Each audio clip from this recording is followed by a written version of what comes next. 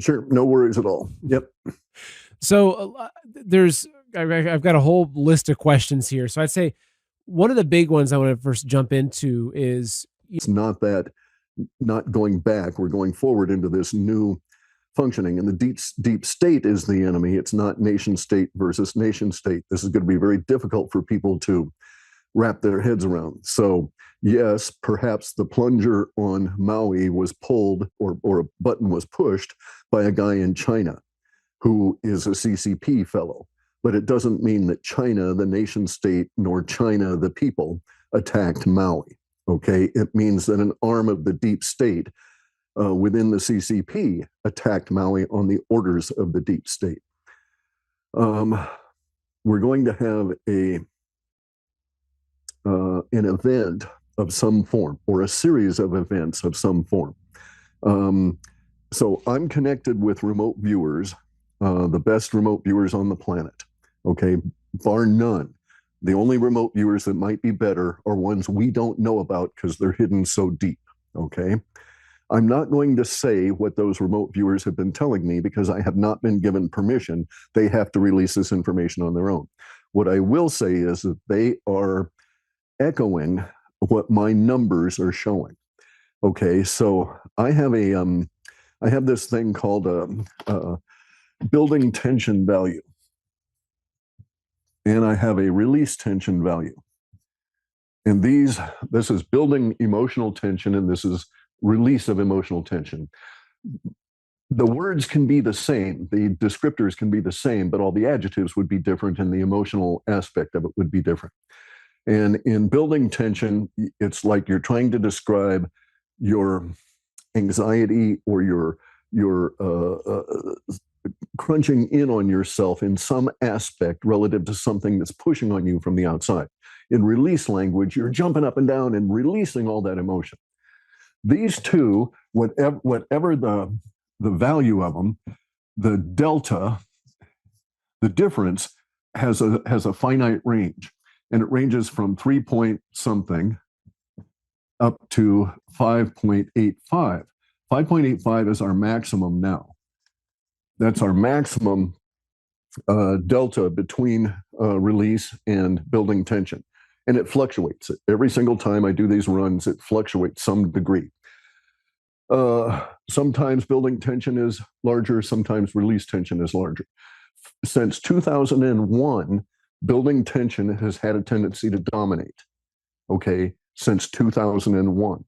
Now we are in a situation where we have that we have two sets of values, and the delta between these is 81.8695. Okay, so this is 13 times my maximum usual standard deviation range. 13 times. So in a standard way standard deviations work, a single standard deviation is something that an engineer might pay attention to, especially in bridges and that kind of thing. 2 times standard deviation is something that an engineer would want to pay attention to in energy mechanics. It means your engine is not working the way it should, that kind of thing. 3 times standard deviation in any aspect of engineering is a catastrophe. All right. We're at 13 times that now and it's dominating with release tension. All right. So the last time we had a significant dominant release language event was 2001. Okay. So that was the 9/11 attack. Everybody released for months afterwards. It was just dominating with release of emotional tension. Even at that point, it was less than the standard deviation range, right? So now we're 13 times higher. So the remote viewers are echoing what I'm seeing. They have some level of, they have different methods, different characterizations of what's going on, but in main, they would echo that something is going to occur. It's going to occur in the near or immediate time frame, and it's going to be dominated by release language. So Maui was dominated by release language up to the point that the feds came in and started putting up the barriers, and now everything's all tension. Everybody's getting all tense about it. They're getting angry and so forth in a way that they didn't get angry with that attack. You can actually see the language in the various articles. Go back and read something about the event, and everybody's outpouring all of their grief, et cetera, et cetera. And now it's all anger about the way everybody's being treated. Okay, so the quick feds came in and question. turned. So, Sure. so I have to make sure I'm tracking this right. So basically, as a simple way of me understanding it, it's almost as if the cabal has to maintain a balance of release and the building of this tension. And so, like, the we the people, the average Americans or the average people on Earth, it's like they'll push us a little bit. That they're monitoring this. Our tension comes up, then we can relieve that tension just to feel like, okay, it's okay again. That's how they get us to get distracted back with the circus. So that's how they keep it kind of Correct. level. It's Correct. like we get really pissed off and then we feel like we accomplished something. It's like, oh, well, Durham did this. And it's like, oh, okay, let's calm back down. But what's happening right now, it's like when you watch like a trailer being pulled behind a truck that starts swaying, it gets to a certain point where it starts whipping so violently that the only thing that can happen is a catastrophe. So is that kind of what's Correct. happening? Okay. Correct. Correct. Okay. So I don't know how much control the cabal actually exercises over the building intention. I don't know that they consider it this way, but in fundamental effect, they manage it this way, right? They don't want enough people to ever wake up that the Khazarian mafia can be seen behind all of the illusion they put out, right? And so we have that now. The illusion is breaking down. The ADL is under attack. That's one of their primary enforcers, right? So all of these things are breaking down for them. As it is breaking down, if they used to have control over this, oh, all right, so we could look at it two ways. We could look at that we're going to have a breakout emotional event that they won't be able to control that will further enhance our great awakening, right? And that event is not necessarily initiated by them. All right. Or we could look at it at the opposite, that we're going to have a breakout event. They won't be able to control the aftermath of it because too many people will be awake to what's going on, but they created it. Okay. So one way they could, so basically what you were describing, maintaining the balance here is a method of keeping us under control, dampening it down, right? Dampen down the hunger with a little bit now and put it off a little bit later, that kind of a thing. Which we've been under for hundreds of years. Okay, so another way to look at it is that they're so desperate that they must do a major attack in order to cause as much damage and as much chaos as possible in order that they may assert control in the midst of that chaos, which is what they do. They have a tendency to create the 9/11 incident, right? So if we looked at the attack on the towers in terms of its release language, we are looking at something that's going to have 13 times more release language. That will manifest both in spiking values immediately, but also in duration. It'll have to go on for a long time in order for this to work its way out of all the people. This is going to exacerbate the deep state's worries and problems relative to the Great Awakening. Because the longer we're in this upset state, they don't have control, right? What they work on is basically fracturing your concentration and allowing the brain chemicals to calm down. And as you're calming down, then they try and get you back in the control by placing those things in front of you to lead you, right? They don't usually come along and put a cattle prod in your back and push you because that exacerbates the disruption within your mental state. It's a very delicate balance for them to do their hypnosis and keep the illusion. This is basically saying that there's going to be some event, whether they create it or not, that's going to escalate so far that we won't be going back. Okay, so this is why I have been saying that we're approaching the point of hypernovelty. Because we'll cross over a threshold where it will not be possible for us to go back to these levels or that old illusion anymore. So there is reason to suspect it's not going to work, but in the process of doing that, they're going to waken up a lot more of the normal population by basically having such a huge shock to their system that all their mind is cleansed, right? So most people, I don't know how many people could actually remember, but you wake up one morning, and then I was on the West Coast here, and you hear about the attacks on 9/11, right?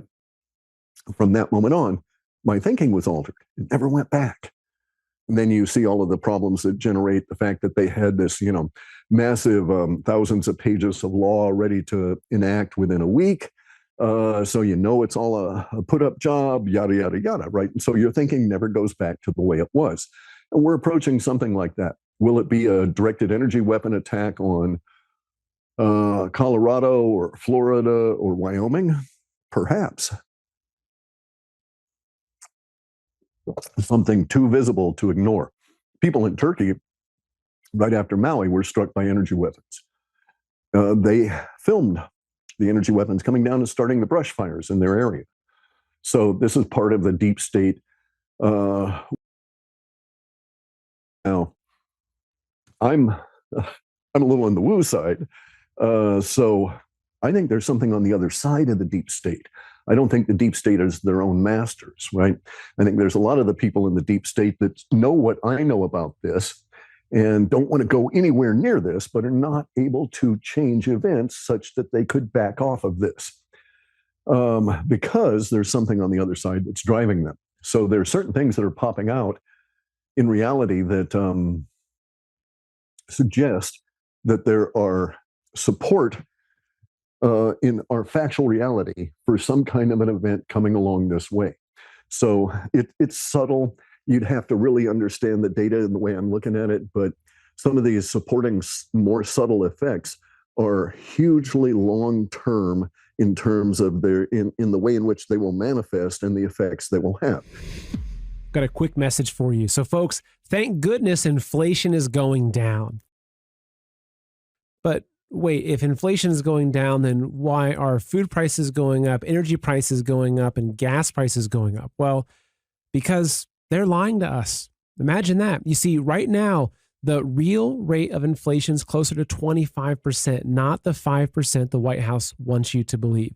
You can see this with your own eyes and in your own wallet.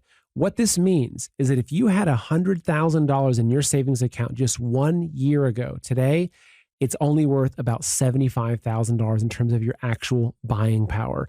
Your money is losing value by the day. If you went back to 1920 and you had a $20 bill or a 1-ounce gold coin, you could walk into a men's clothing store and buy an entire suit, jacket, shoes, pants, belt, everything. But think about it. What would a $20 bill buy you today? Maybe some socks? But an ounce of gold will still buy you that same suit. And this is why I believe that now more than ever, it's a good time to consider transferring at least a portion of your wealth into physical gold and silver, real world assets that have stood the test of time. And for this, I'm confident in recommending Dr. Kirk Elliott. So Kirk has 2 PhDs and is an incredible Christian patriot who's dedicated to helping you break free from the trap of inflation. You can buy gold and silver directly, even in small amounts, or you can transfer your IRA into physical gold and silver with 0 taxes or penalties. So Kirk is who I use. He's who my family and my friends use. And honestly, he's someone I trust completely. And when it comes to your wealth, you need someone that you can trust. So to learn more, open up a new tab right now and go to goldwithseth.com or call 720-605-3900 to speak to a real person right now. Kirk Elliott's team will answer all of your questions and take care of you every step of the way. So right now, they're trying to work out, the deep state and the individuals involved are trying to work out a face-saving mechanism for shutting down CERN, for shutting down the Large Hadron Collider. Okay, that massive, massive, massive investment, more copper in that thing than in any dam on the planet. Okay, there's more copper there than any of the dams in our country, probably more than all of the dams in our country in terms of the generators and stuff.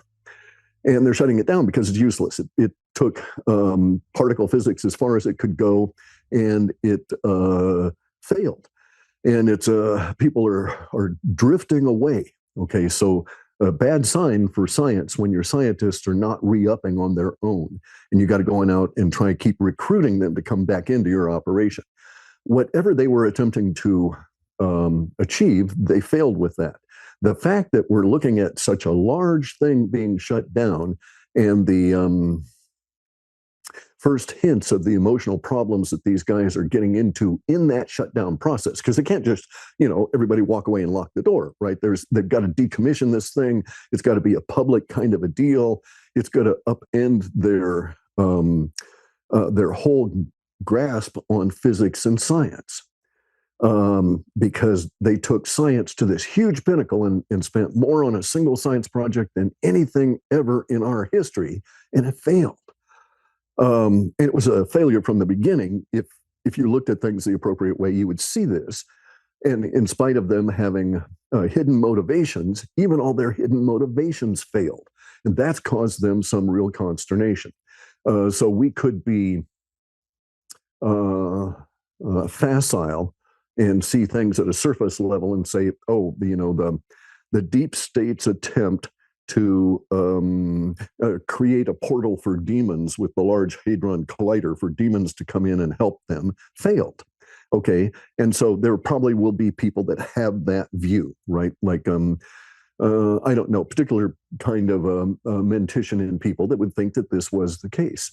But it's true that it failed. I don't know that they were attempting to bring in demons. I know that there were all these other ancillary projects for the Large Hadron Collider that were never mentioned except in the back corridors kind of thing. But I know that that failure, as upsetting as it is to the mainstream scientists that are on the front side of it, is much more upsetting to the wackadoodle deep state scientists on the back side of things. And it's caused a huge problem with their grasp of reality, really, because it was things they were attempting to do, whatever they were. It basically, that failure came back and said, nope, you people are totally wrong in your view of how reality works. And that has really shocked them. So we're going to see all different kinds of things here. We've got major monetary collapses going on in the background that are significantly huge. So this time next year, that is to say, Dominion machines, any of that kind of stuff. I don't think any of that's going to happen because they won't be able to pay for it. I think Dominion itself will be bankrupt and no one working for them this time next year. Okay, so by the time we get into September next year, a lot of these very large firms will be 100% defunct because they rely basically on skimmed illegal money. So the Federal Reserve says they create, $1 billion. Well, they farm out 1 billion without telling us to all their buddies. But the fact that they've been doing that for so long, and all of a sudden it comes to a stop, all of these firms that are counting on that money being farmed out to them, and as well as the fact that the money doesn't purchase what it should anyway, are in a world of hurt. And it's the bribery level that's going to be bringing down a lot of these very shaky institutions that basically rely on that hidden money to hoax up the books and get through year to year to year. And we're seeing it now. So a year from now, didn't rely on commercial products like Dominion and all of that sort of thing. And I'm saying that because the monetary system is going to be having such huge amounts of trouble between now and then. And we have this coming up, whatever this release language event is, right? So if we postulated it was, a direct energy weapon attack on the Denver airport, right? There's reasons to do that, to get at the stuff that's underneath the airport. Maybe that would be the deep state doing it, one part of the deep state against another part. Maybe it would be anti-deep state people doing it. Who the hell knows, right? Because we're not being clued in as to who. But it will be something on that order where people will be able to tune in on the internet, probably even on regular TV, and see particle beam weapons coming down, beating the absolute crap out of the Denver airport until it's just a smoking hole in the ground. It'll be that's what it's going to take to get these kind of numbers. And at that level, what's our response as a nation, and so on and so on. Now, I've got data sets that say that this coincidental. Okay, so coincidental to this, all right, not as a direct outgrowth and not as a supporting feature. But coincidental to this, sometime in the future here, like maybe 2 months or so, there's going to be a reaction within the generations that are in school now. And I got that data sets before I did any of my numeric analyses. But the data sets were basically saying that the sort of like the middle school into high school level kids, a lot of them are going to get an attitude, okay? And this attitude is going to be hardened by the fact that there are a lot of them with the same attitude. And they're going to start talking to their parents about the war. Their parents are going to start getting freaked out and starting to react because, maybe the kid's right. And also, the kid's attitude is going to come back to in the sense that we're going to have, according to my data sets, we're going to have full-on absolute counter insurrection in large school systems being run by the kids themselves. Okay, so the kids are going to be tired of all this queer the generation crap, and there will be a hard line there. Those people that have adopted the queer the generation crap from the deep state, those kids are going to be, a lot of them are going to be pulled back by the sheer size of the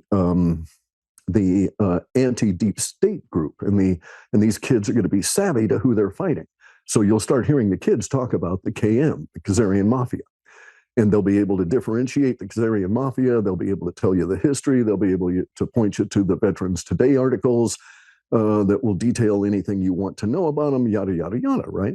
And so this is going to start a ground up kind of a thing that's going to cause problems both with the parents as they try and react, but also more so with the school administrators, because in the data sets, it's saying a lot of these kids are just going to say, go into the classroom, and then every time the teacher says anything, they're going to catcall, they're going to disrespect, they're going to throw out the truth, they're going to get up and cause problems, just basically not able to take the bullshit anymore.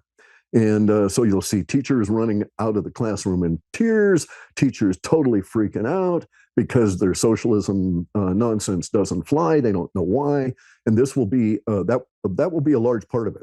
The data set said that the bewilderment, the puzzlement on the part of the teachers and the administrators lasts for some months. A lot of them crashing and burning in that process, in the sense that the data shows teachers resigning, administrators quitting, and that sort of basically have a rebellion in very large school districts, to where the data would have it be that these school districts were more or less being operated by and under the control of the students themselves, not so much their parents even. It's just really strange, guy. But that part right there takes us into 2024. So that's my kind of lead into 2024 in terms of the level of disruption we're going to be having here. Now, whatever it is that we get into here, I think that happens before the end of the year, before the end of this year. It may happen further into the new year, but it just seems that the building tension levels are dropping too rapidly around in November to be able to sustain anything into the new year. So it looks like they get swamped at some point near the end of November. As I say, it could maybe take into January. It's just, it's difficult to estimate. But that alone is going to be a reshaping of the social order at a level that the political powers had not anticipated at all. That's going to strike them right out of the blue. It's like, what, what's going on over there? It's going to be really interesting. I think it's going to be really cool. Gosh, so this is so interesting because there's so many layers to this. But while a lot of people are looking to what's happening with DC or politics, or they're getting caught up in that level of the battle, and they've now come to this conclusion that okay, maybe they're saying okay, the left is has been infiltrated and taken over by the communists, and which is different than just kind of left versus right. And I disagree with your policies, but it's like the next. So there's been this mass awakening towards that level. Okay, the media is fake news. Big pharma is out, to harm us. There's been that level of awakening. But what you're seeing is that the next level and the most significant awakening for the masses is to realize that there is a small group of evil psychopaths, the things that you and I believe that we've kind of understood and awakened to, that when that realization hits the masses, that becomes the trigger point, that becomes the tipping point in which all of their systems start to fundamentally collapse. Because once you see things from that perspective, you see through the schools, you see through the media, through Hollywood in a way Mhm. that you didn't before.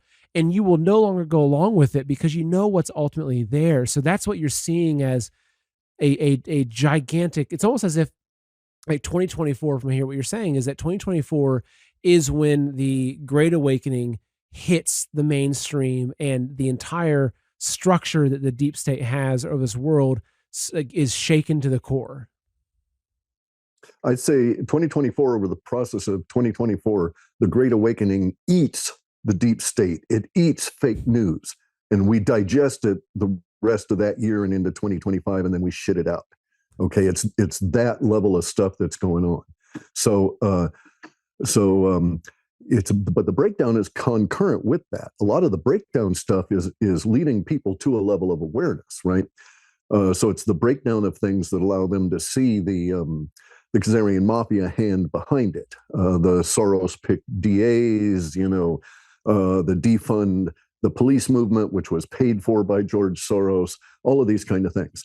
So the larger battle of the deep state versus the populace will indeed emerge. It'll emerge from an event here, like I say, that's going to be eyes wide open kind of a thing. Um, but it won't stop there. Okay, so there's going to be this, as we get into this larger awakening and people start seeing the Khazarian mafia and understanding how they work, then they're also going to have to face the idea of space aliens. Okay, they're going to have to come to grips with that because it will be opened up by whatever this event is. Because you have to understand that everything that drives the Khazarian mafia is space alien oriented. The Khazarian mafia, Klaus Schwab, George Soros, all of these people in this inner group are not, or they're descriptively, they are Jewish. Okay, they're not Jewish in that religious sense, the way that your neighbor who happens to be Jewish and goes to synagogue is religious. Their religion goes to the core of the Hebrew words that are in the Torah, and those Hebrew words have no word for God in them. The Torah has no word for Jew in there at all. It is a discussion, a description by the people who endured it, the people in Judea. It is a description of how to live with the Elohim, the space aliens that came down and conquered them. These are the same Elohim that conquered the Khazarians and then were driven out or left for whatever reason, we don't know. And some other space aliens in India, and that the Elohim lost and they were driven out of their Khazarian stronghold, which is in the northwest of India, and they went to Judea. Okay, but the Khazarians felt this huge thing of abandonment.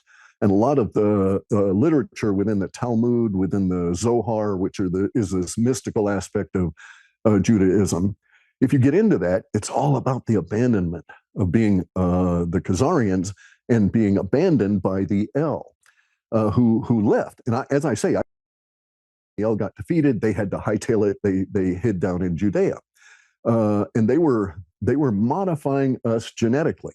So Klaus Schwab and his buddies at that level within the WEF that are truly the Khazarian mafia, they think they have an extra bit of DNA. They think they are genetically modified, okay, and that success in their genetic modification, it shocks them because they think it was successful, but then shortly thereafter the L left and they started their genetic modification with the Essenes in southern Yemen, which they took to Judea, and those are the people of the Bible. That's Moses, Adam and Eve, all of these kind of people. It took the L 191 years to successfully create Adam, to successfully genetically engineer Adam. It took them another, I think, 11 years to create Eve. and they had 7 Eves that they discarded because they weren't acceptable to Adam. Okay, so these are the nature of the people that you're dealing with. The L, okay, so the Khazarian mafia, we're all genetically modified. All humans are. Humans have 23 chromosomal pairs, and you can check me on all this science and go involve the real guys like scientists, and they'll say, yeah, he's correct about that, but he's full of shit about all this alien stuff, right? But our chromosome pairs come down and set off into the chromosome, and we have 23 of these. What actually happened was in number 2, it was expunged. It was cut out. Now, let me state something here factually. No human biological engineer has ever inserted successfully a chromosome in any being. No human biological engineer has ever successfully inserted an effective gene in any being. Our CRISPR, our genetic modification is called CRISPR because it burns out genes. That's why it's crisped. It has a telltale residue that it leaves that anybody that examines that genome can see that this was a crisped critter, right? That this being that you're looking at, that DNA, had been through this genetic modification process where part of the genome was burnt out. All humans on Earth that we've been able to assay have some level of this in their system. Usually it's number 2 has been burnt out, and number 3 then becomes number 2. And that's why we have 23 pairs instead of 24 pairs or 26 or 28, like all the other primates, okay? And here's the thing about the Khazarians. The Khazarians were done before the L got to their success with Adam and Eve. That really pisses off the Khazarian mafia that the Essenes were successful and the L really liked them. Okay, another thing about that was that the Khazarians, the burn was only partially out. So the Khazarians have this little dongle, this little remnant of the old number 2 chromosome in their DNA. And you can actually determine who is Khazarian by examining the DNA and looking for this little stub. Okay, they think within their own internal understanding that this was an insertion. Okay, and I dispute that. I think that it was just a bad burn job. So they think they have some extra DNA. Now, there's also another aspect of this. The source people for the Khazarians were Homo capensis, the Coneheads, the Rothschilds. All of these great banking families are Coneheads. They have that capensis. And Homo capensis is another species. Homo capensis was concurrent with ancient humanity.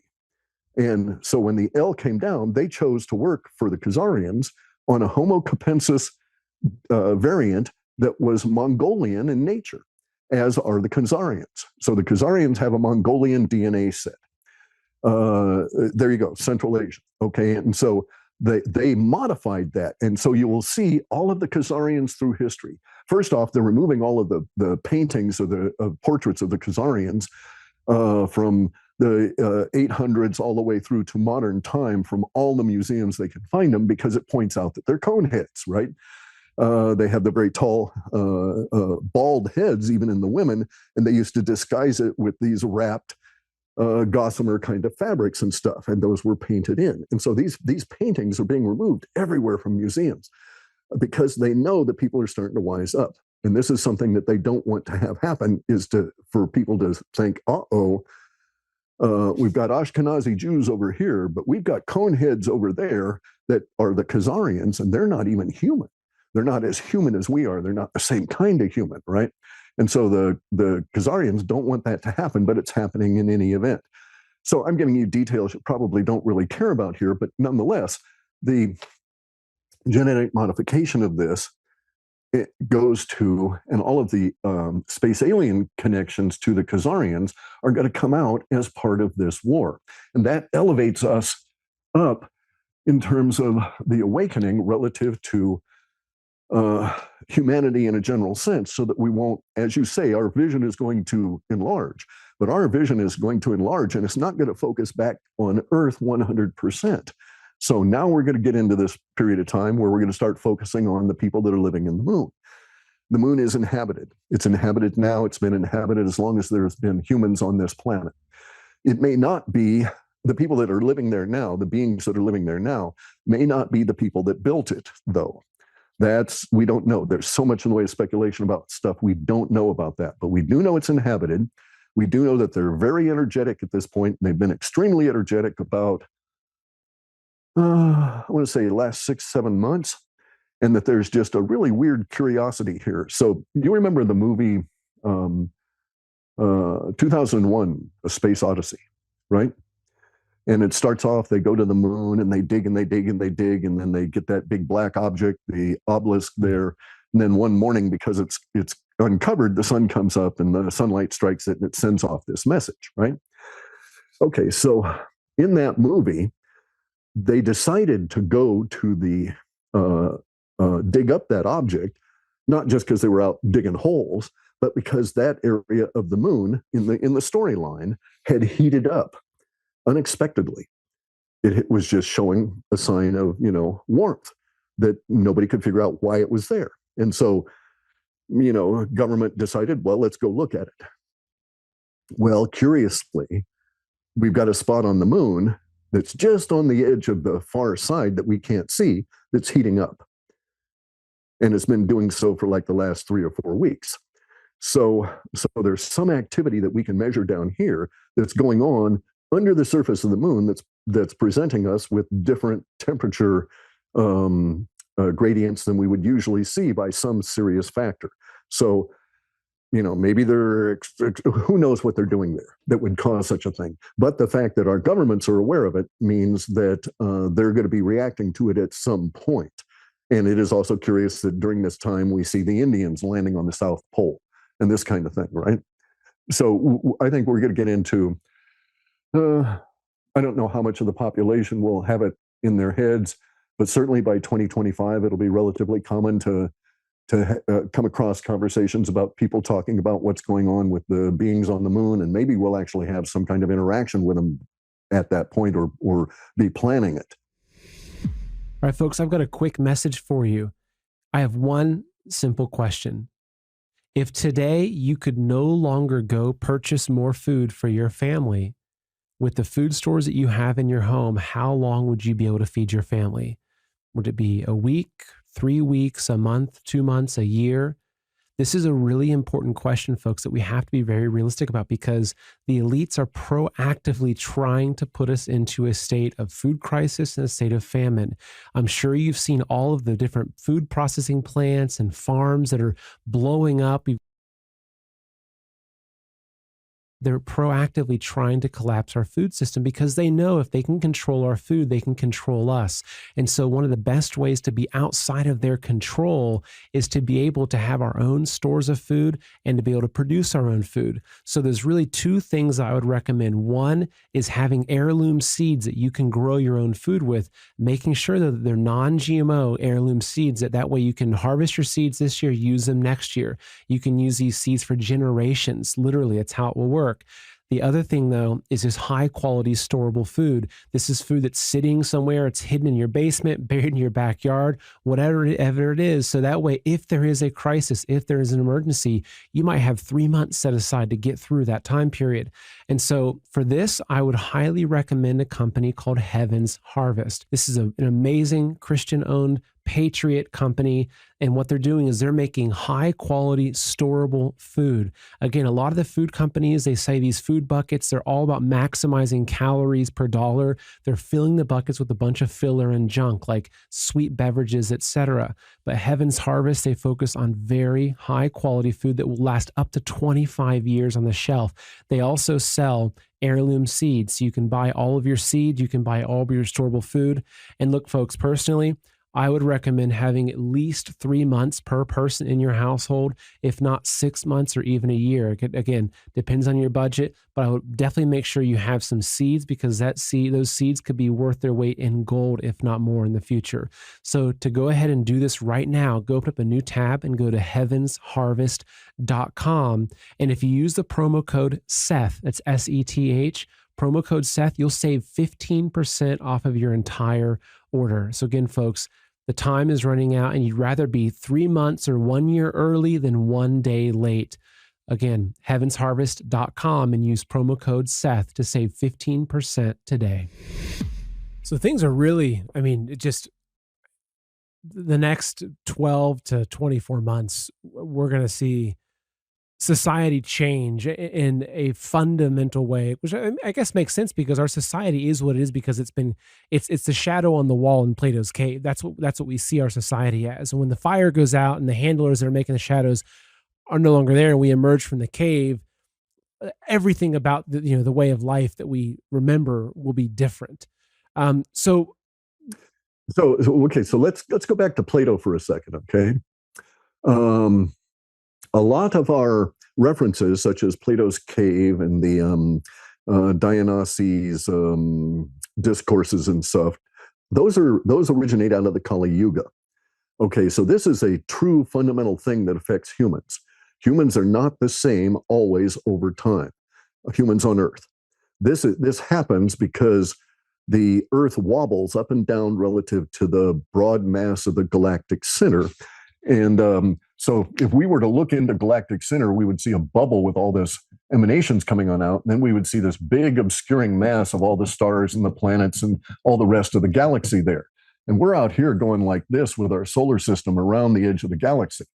When we get up into here, outside this obscuring mass, in these areas here, we get more galactic center emanations impacting Earth since about 1996 or so.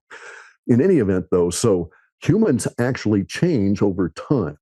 Now, when we are obscured, that's the Kali Yuga. We're not getting very much of these galactic center emanations coming through the mass. They're being absorbed by all the stars and all of that. And so we're kind of dim. Okay, so Plato's cave and all of the great thinkers of the past are really standout people because they stood out from the mass of otherwise dim individuals, which will always happen. You'll always have that big spread of humanity. But that big spread will have more geniuses as we go forward because we're going to get more emanations out of the galactic center. So next generation will be born in general smarter than this generation, et cetera, for some 10,000 plus years. In the Kali Yuga, our understanding is so limited that we now, outside of the Kali Yuga by 325 years, getting into our 326th year outside of it, need to stop referencing that as though it is the end-all and be-all of human thinking. Okay, Plato could not have conceived ideas that we hold in our head now relative to the natural world, let alone technology and any of that kind of stuff, right? Because his mind could not have coped with it. In the Kali Yuga, the height of technology is a donkey for transportation or a sailboat, okay? So that gives you some concept of where we had been. So I don't accept the idea that we should take the great thinkers of the past as being necessarily a guide for ourselves. And then here's something else. As we came out of the Kali Yuga, as we were even in it from maybe the 1100s, okay? So it ended in 1698. But maybe from the 1100s onward, with the rise of the Khazarian mafia, they took over what we would laughingly call science. And in taking over science, they pegged it to this weird idea that is the core of our physics now. And we had to abandon that core in order to work with electricity through Leclerc Maxwell, through Heaviside, through Tesla. All of these people abandoned the core. They didn't even think about this the way that the Khazarians do, okay? But the Khazarians and all of our science has this idea that if you take enough sand, enough grit, and you mash it together in the appropriate way, it will achieve consciousness somehow. Okay, so basically their whole science, our physics, our astrophysics, our deep physics, the Large Hadron Collider, all of these things are based on the idea that consciousness arises from grit and that the grit exists. So in other words, if all life were to disappear, the Khazarians have this view that reality would still exist with planets and stars and all of that kind of thing, right? And there'd still be dirt and, even if there's no bacteria, no plant life, no human life, no life at all, They're saying that dirt would still be here, that grit would still exist in the form of planets and so on. And that is not true. Okay, that whole premise is a false premise that has diverted all of our science into a way that's impractical, and we have to bust out of it in order to achieve the engineering success that we have with Tesla, Maxwell, et cetera, right? Okay, so that's a fake understanding of reality, and it leads to a dead end. It leads to the Einstein quantum mechanics that has held us in stasis for over 100 years. We've had no significant inventions since Tesla. We've had incremental increases in efficiency in our inventions, but no significant inventions since Tesla. And it's because we're operating on this quantum mechanics idea that nobody can reconcile. Because it's impossible to reconcile the idea that you can get enough sand together to eventually have it become consciousness. And that's at the core of their thinking. So here's the deal. There's a few radical scientists out there and the woo people that understand that consciousness existed and consciousness created the grit. It created what we call here reality, our materium. Okay, it created matter and stuck parts of itself in the matter. You, myself, your dog, the bacteria, we're all living consciousness that's been stuck in the matter. Now, I have a theory as to why it did that. And a lot of people think I'm crazy about this, but I think it did that to try and discover novelty because it's sitting out there bored. Consciousness is everything, knows everything. It's all for all time, and it's bored. And then it has this idea that itself was new. And the idea was, could it create novelty? And from the point that consciousness got the idea that it could create something it did not know about, it had to have an experiment. We are that experiment. So my viewpoint is that all of reality is ontologically created, right? The consciousness pushed aside a space within itself and created this materium that we're in, manufactured this illusion of matter, and stuck our consciousness interacting with this illusion in order that stuff may happen, and hopefully stuff that it could not conceive of happening, so that it would have the shock of the new, that rush of, oh my God, look at that, right? It would have release language. And so that's my understanding of why it did that. I have a lot of reasons to suspect and to be able to prove that it did indeed do that, that we are in fact ontologically downward, not grit upward. And that makes a huge difference in our science. And so we're going to abandon a lot of the science, especially from Einstein onward, as being really bogus. And I think we'll also abandon a lot of the Kali Yuga thinking as being just that. Oh, that's so Kali Yuga, you know. You were so dense back then, that was the best you could do. Interesting. So it's which really kind of goes in line with this mass awakening. So looking at kind of jumping into, I got so many questions here still, but I guess okay, one thing, this is kind of looking at more of the kind of more immediate. In 2024, okay, you've talked about how the basically the current regime will have run out of power, run out of money, run out of their ability to keep the people within this delusion that allows them to stay in power. So how do you think Trump fits into this? Because obviously they're trying everything possible to take him out, and we don't even know how many assassination attempts there have been. I'm sure there have been plenty. But how do you think that something happens where he steps back in? So these are the beings that we're dealing with. So the people that have these beings as their gods are going to have to interact with that relationship with themselves and with their religion and with their gods, and they won't have any choice in the matter because all this will be coming out, especially as regard to space aliens. So, what does the appearance of our officialdom and our general social order discussing beings on the moon do to your religion? Right? If you're Christian, if you're Jew, and everybody around you is talking about factually looking up and seeing the beings on the moon, and people putting out channels on YouTube showing what happened last night, like the 5 o'clock news on what the moon is going, what they're doing up there, that's going to fundamentally alter your relationship with your religion, no matter how secure it is. And then you get in and you start looking at all the religions on the planet, with very, very, very few exceptions, are based on these space aliens. Hinduism, to some extent, Buddhism is, because it has so much Hinduism in it, although I don't think Buddha personally was influenced by the space aliens and is too further on. But Mohammedanism, okay, Muhammad received the Quran from a space alien in a cave. That space alien was the Archangel Michael. He was one of the last L on this planet, and he left with that last group. So Mohammedanism is based on that interaction with the Archangel Michael, which we now know was one of the Elohim and was a space alien. And so we're going to have a real comeuppance relative to our past. Now, especially understanding that all these religions originate in the Kali Yuga. So, when we're not really that swift, and they can come down and take advantage of us. So we've got a few hundred years of real work here going through all of this, right?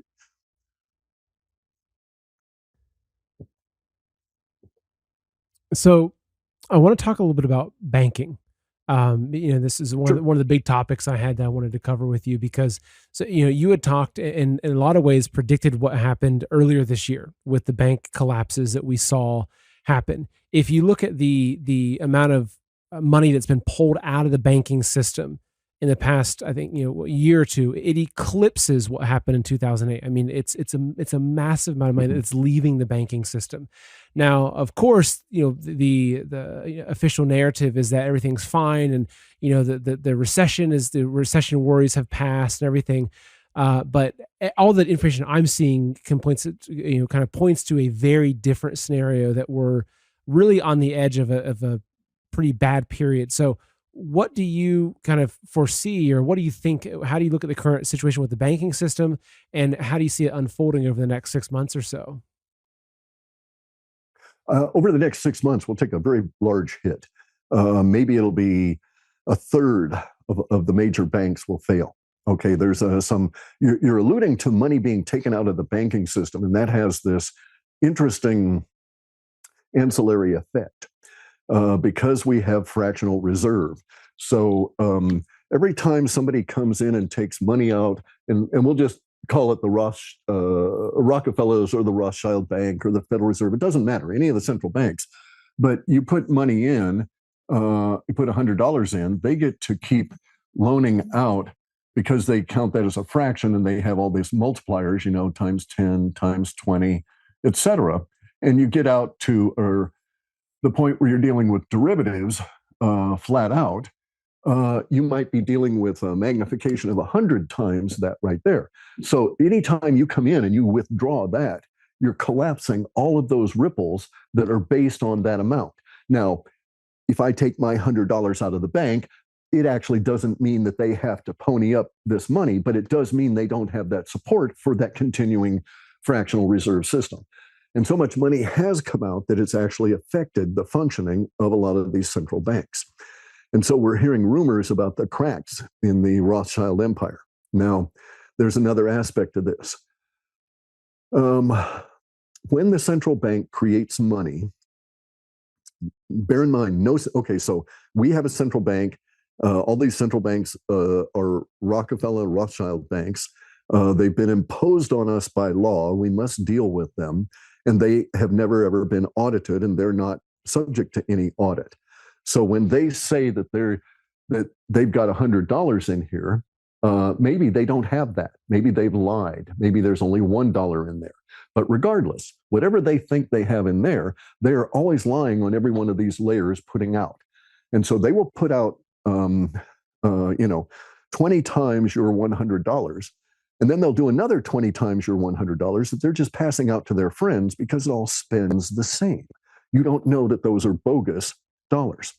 And so our system is so hugely corrupted, so hugely polluted, because they've been doing this for over 100 years, that it is not auditable any longer. We would not have enough time to be able to go back through and see who did what with money at what point. And so what I suspect will happen is that the events that we're undergoing now, independent of that and not part of that driving release language, This would only maybe double our usual deviation. But we'll see major collapses at like tier one banks. And we're seeing that now, rumors of that with the Rothschild Empire. And we're seeing this now, rumors of a disquiet in Vanguard and BlackRock because they live on this float, right? And they're not able to do what they want anymore because so much money is coming out of the system and going elsewhere. Gold, silver, Bitcoin, whatever. As long as it's not in dollar form or as long as it's not in fiat currency, it's out of their system. So I suspect that the bank collapse that we're going to have over these like next, I want to say before the end of January. Okay, so it'll appear sometime before then. We should have it bubbling up in the background. That's going to be the start of a chain of events that will continue through 2024, that will be ongoing as we are continuing on, such that every month for 2024, it'll become noticeable that your money is worth less than the month before, and that the month you're just going through, so in January and then February, you'll see that there's more bank failures in February than there were in January. There's more disruption. You'll become more aware of it, and it'll just keep going on and on and on, such that it is a continuing annoyance in your life as you go forward. Now, I do not expect the banking system to recover. There are those people that suggest that the Federal Reserve will save itself and allow the other fiat currencies to die off now that we have gold and oil and energy-backed rubles and so on and so on. I don't think that that's going to occur. All right, so I do not think that the Federal Reserve will be able to save itself. So I think that we're going to have to go through a very difficult process here, which would be reintroducing legal tender, legal money within the United States that probably will because it'll be backed by something solid, probably will not be allowed to be used outside the country. That was the way the ruble was managed against us way back when, during the Soviet period of time, right? They had a very effective, strong money inside. You couldn't buy anything. They had no goods, but that was a secondary issue. Their money was solid because it was not allowed to be diluted and didn't go outside the country. So we'll have to put some kind of rules and that sort of thing on there. But think of what this is going to do. As that occurs, just these initial banking collapses, we're going to see a lot more information come out because people won't be being bribed anymore. And so they're going to say, okay, you're not paying me anymore, so I'm going to dump out all of these photos I've got, of you strangling that guy or whatever the hell, right? So there'll be a lot of that as the banking system unravels, and that'll contribute to more banking system unraveling because a lot of that is blackmail that's been used to hold and stitch the system together. So we're truly at the end days of that system. I think this is great. I think it's a nasty period to live in, but in terms of we're going to suffer, but the end result is good. The direction is good, and I don't see anything other than good coming from the fact that we will suffer here. And in that sense, we will have purification, and we will have suffered for our sins in undoing all of this kind of stuff, right? Our inattention and allowing all this stuff to occur, et cetera, et cetera. So we'll have to undo all of that as we focus our attention back into our own money system and understand where it goes. And we're going to have to educate people. Our school system is going to be upended because of this, because look at how much of it is dependent on subsidies through the federal government. That's how they control the school system. That's going to break down when they can't get out the subsidies anymore. And you'll see a lot of the school systems where the administrators will, as I was saying, will resign because the kids are in rebellion, because they don't want to be taught this horseshit that doesn't do them any good the rest of their lives. And basically, it's the Great Awakening where you're just not putting up with the bullshit anymore. And as the Khazarian Mafia and the central bank and all the bankers, that's all they have is purveyors of bullshit. We're about to leave them in the dust of history. It won't be a fun time, though. What do you think happens to gold and silver amidst this banking collapse and this kind of end of these fiat currencies? They go to unobtainium. Okay, so we'll see a brief period of time where there will be nominal dollar amounts. You'll see silver rising to the point where it eventually becomes worth the same amount or more than gold. but it'll be meaningless, okay? Because you won't be able to, you wouldn't want to sell your silver or gold for fiat dollar bills, and there wouldn't be anybody around to sell to that had those kind of dollars, right?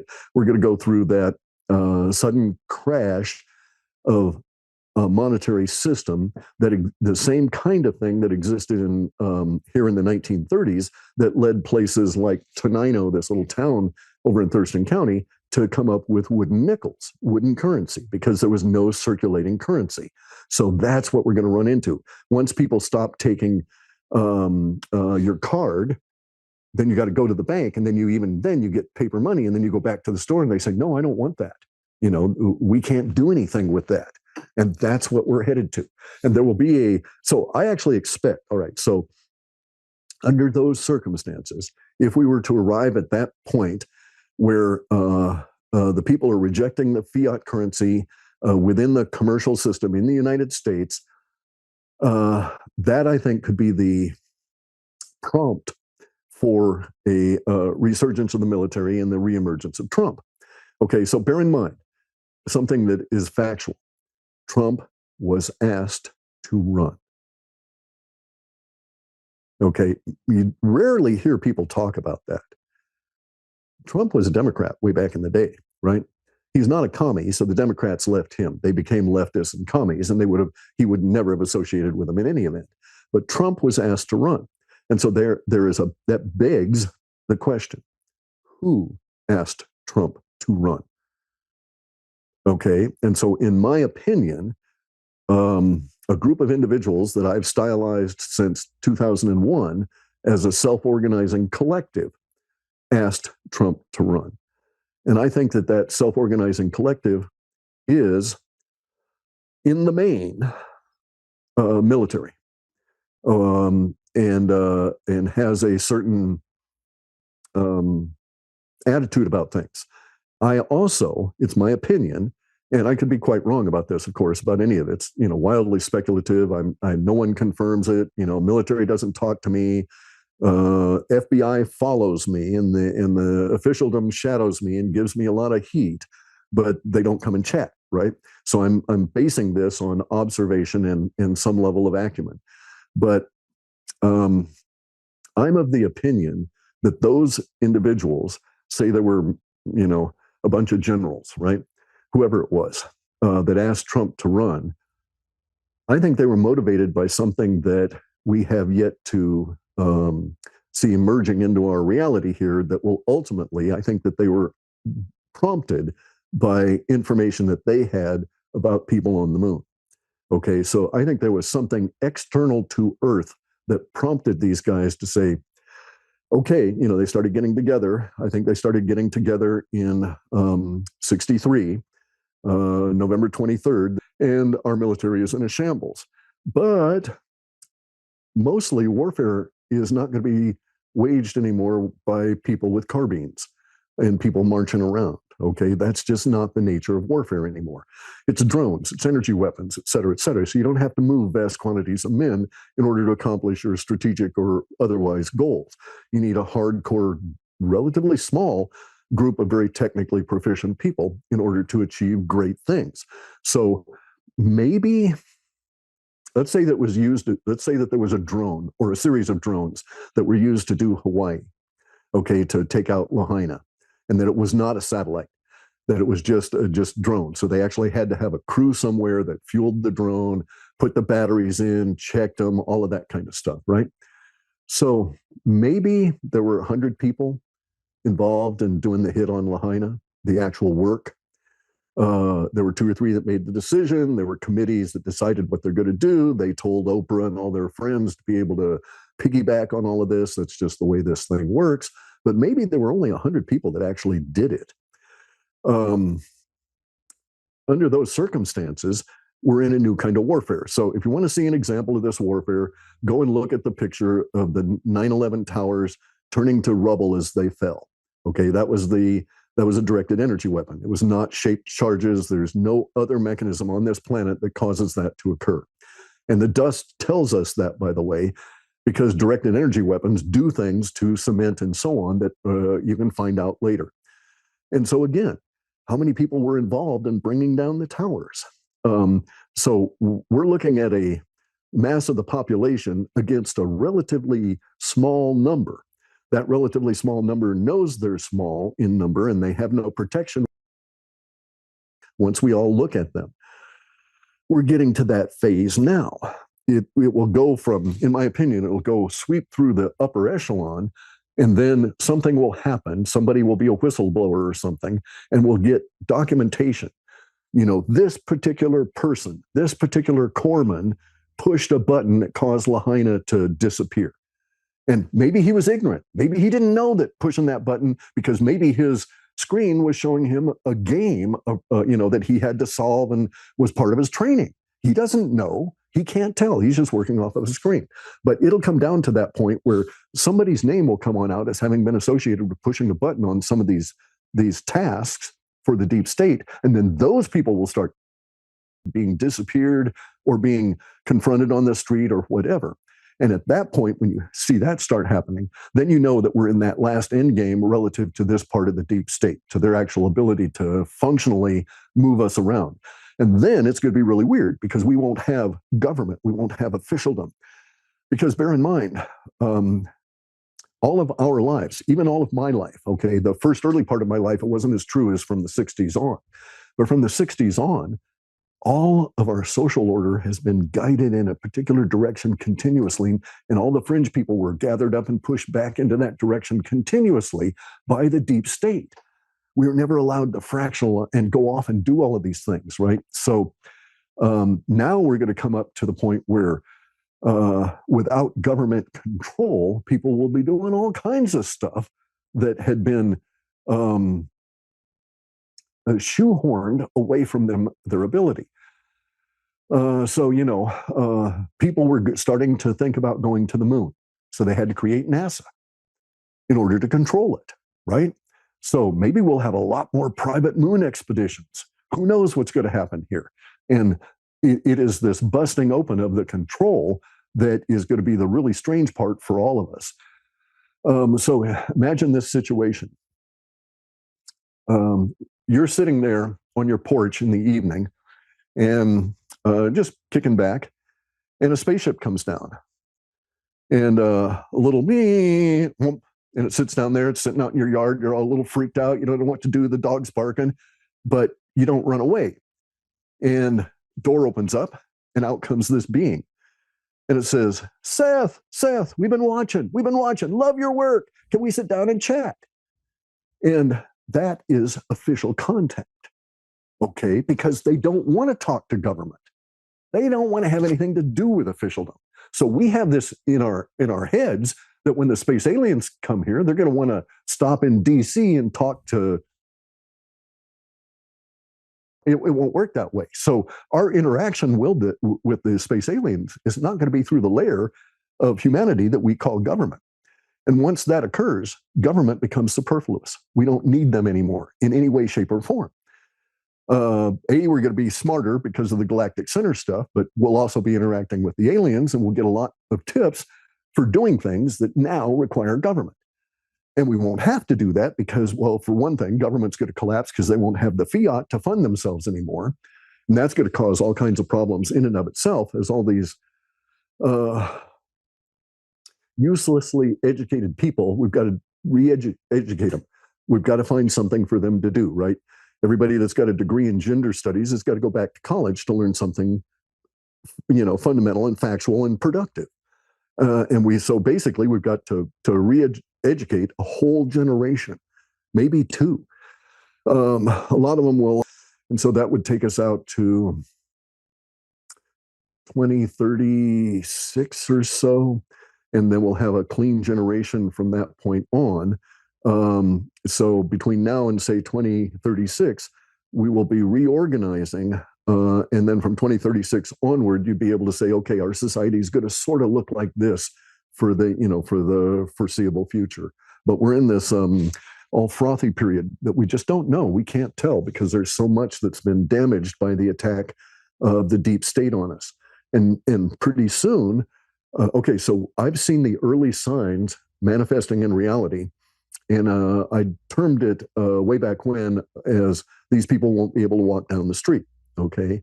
And we're seeing that. Bill Gates got into a limousine, and his limousine was harassed by people that were extremely angry and shouting. And had he been outside of that limousine, probably, even though it was in England and they're very restrained, probably he would have suffered some level of ruffianism, or, I don't think they would have slugged him because they're English, but, they would have been expressing unkind anger at him, and he would not have liked that. He didn't like being in the car. I'm certain it's going to get really bad for these people, and it'll go really quickly as the banks go.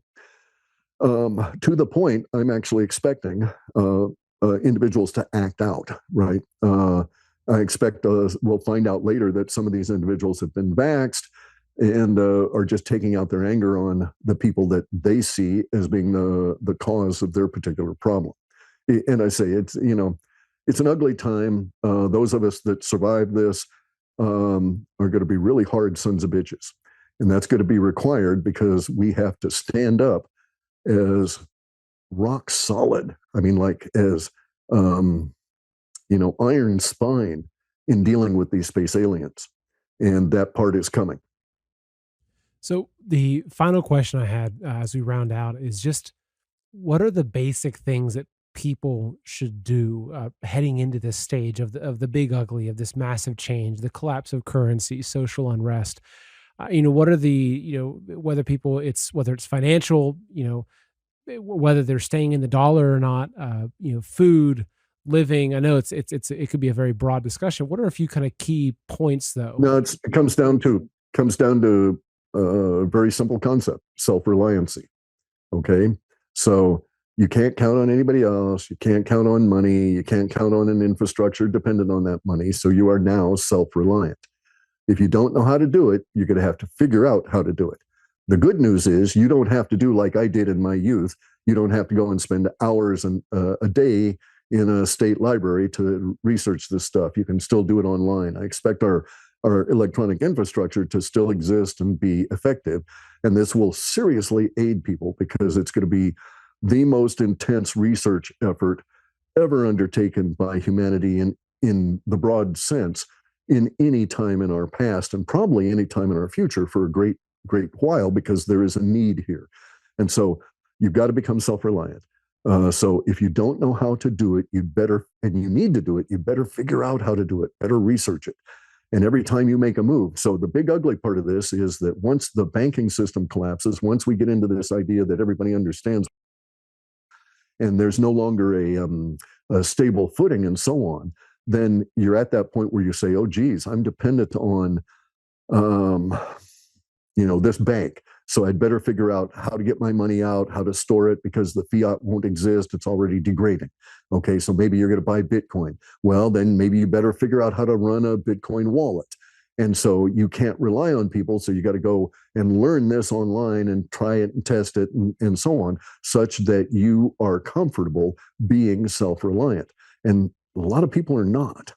And a lot of people want to only take direction. And so there's going to be a lot of histrionics. If you are a self-reliant person, you're going to come to this point where you're going to have to shove people away because they're going to deplete your resources with their needs. And they are not going to be offering anything back. You are going to be in the position where your resources are going to be stretched pretty thin. And so you're going to have to say to yourself, I can't support you guys. You're just going to have to do it on your own, right? And this is going to be a very difficult and testing time. But as I say, all of the people that come through it are going to be some serious humans, some really stand-up people, right? Universe makes us, and universe has decided that we need to harden up. So there's hope. There's hope. So I'm a hopeful person. I'm not negative at all. Yeah. Because I know that the functioning of the Kali Yuga and so forth, I'm very, very, very optimistic because I know the next generation will be more and smarter than the existing one, and so on and so on and so on. And at some point I'll die and then I'll come back. Maybe I'll come back, 2,000 years, right? I'll be coming back in the ascending stage. So it's going to be really cool. Maybe I'll get my floaty RV. There you go. Well, as we wrap up, I want to direct people to your Substack. It's just Yes. cliffhigh.substack.com. This is where I go. You've got all your everything you publish comes through here, that I'm seeing. And also just following you on Twitter, I guess X, as Cliff underscore High. I'll put Thanks. those Yeah. links below. And so, do you have any kind of final thoughts as we wrap up? Well, I worry about people, you know. So now's the time to get off our butts and get it done. We don't have to really rush out. We got to pace ourselves. It's we're in for the long haul. But as I say, I'm very optimistic. Things are getting better by the day, even though we're in the midst of the chaos, even in Lahaina. The more they push, the more they fight, the more they're wearing down the deep state, and they will achieve their victory. I agree. I agree. Well, Cliff, thank you so much. I know you're very busy, and I really appreciate you taking the time to speak with me. And just thank you for doing what you're doing and for being here Sure. today.